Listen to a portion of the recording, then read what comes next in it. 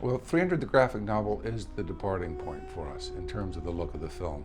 It's the rocks of Greece, it's the dirt of Greece, it's the Spartans sort of organically rising from the soil of Greece, and democracy sprouts in that same soil, and the way they use Greece itself to help defend Greece, the hot gates at Thermopylae.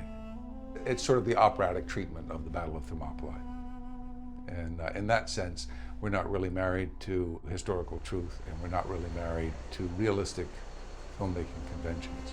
We can take lots of liberties, both theatrically, dramatically, and stylistically. From the very beginning, almost everything was what you would traditionally call previs. Even though, I mean, that's sort of what art departments do. We paint conceptual paintings. We say, wouldn't it be neat if it looked like this? And then we build little models.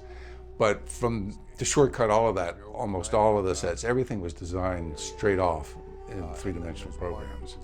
Each scene was conceived with a fully designed and fully realized environment, which was designed in 3D and then rendered in terms of color with keyframe illustrations.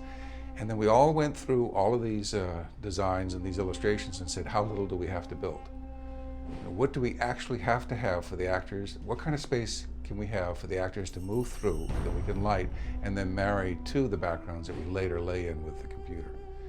The way we're doing it is that we're in a large industrial space, and we've created foreground terrains, largely, aside from the realistic sets of Sparta and of Xerxes' tent. The rest of it is our abstract terrains. And the way that we arrived at these abstract terrains is to look at all the action as Zack worded it, and look at the relationship of the actors to each other. Are they going uphill? Are they going downhill? Are they going across rocks in rough terrain? Are they going through smooth terrain? And taking those terrains and abstracting them so that we have sort of multi-purpose terrains. Probably my favorite set was, it's odd, it was a sculpted rock, which we call the rabbit, only because when you looked at it in plan view, it looked a little bit like a rabbit. Zack gave it the nickname. But the thing that was really interesting about it was it represented, to me, a really interesting form of filmmaking. That one rock was used for about 8 or 9 different locations. And it was a multi-dimensional sculpture, really.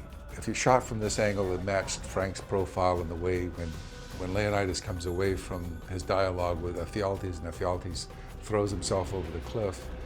And then you shoot it from another angle, and it's where the Greeks meet, and it matches the profile of Frank's very graphic portrayal of what happens when the free Greeks meet the Spartans.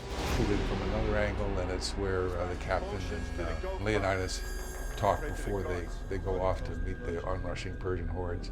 Shoot it from another angle, and it's where the Spartans run through the woods and crawl up on the cliff ledge and look over the Persian encampment. It's like this multi-purpose area, and I just love the fact that this one little plop of cement was able to function for so many different sets. And the other thing that was terrific was, after it was designed and we plopped it down, Zack walked onto the set and instantly knew where all the shots were. And that, I thought, was just amazing. And he was really excited because he saw it. And it's so abstract that, like I said, not very many people could get that. And he did.